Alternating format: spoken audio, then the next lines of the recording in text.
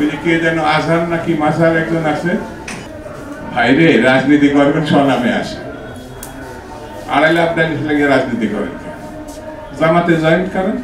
BNP নাকি চাঁদাবাজি করে, বিএনপি নাকি দখলবাজি করে, বিএনপি নাকি ওই যে কে যেন আজহার নাকি মাঝহার একজন আছে, আগে ওরা খাইছে এখন এরা খেতে চায় না, কি বলছে না? ভাইরে রাজনীতি করবেন স্বনামে আসে, আড়াই লাখ টাকা লাগে রাজনীতি করেন, জামাতে জয়েন করেন, আপত্তি নাই তো, অন্য একটা দলে জয়েন করেন। আমার কাছে কথা খুব পরিষ্কার, এখন খুব পরিষ্কার করে বলি, বিএনপি গরিব মানুষের দল, মধ্যবিত্তের দল।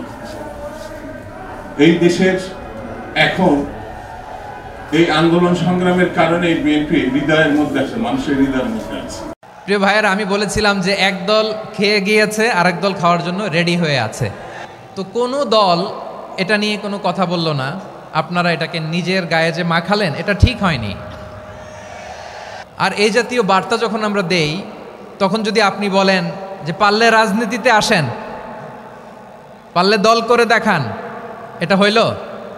তো যশোরের প্রোগ্রামের এক ভিডিওর পেছনে আমাদের কিছু দিনী ভাইরা 6 বছর আগের এক অডিও ব্যাকগ্রাউন্ডে জুড়ে দিয়ে বিভ্রান্তি ছড়ানোর জন্য সোশ্যাল মিডিয়াতে ছড়িয়ে দিয়েছে। তো তাদের প্রতিও আমাদের কোনো রাগ নাই, ক্ষোভ নাই, তারা হয়তো দিনই তাকাদা থেকেই করেছে। বিশাল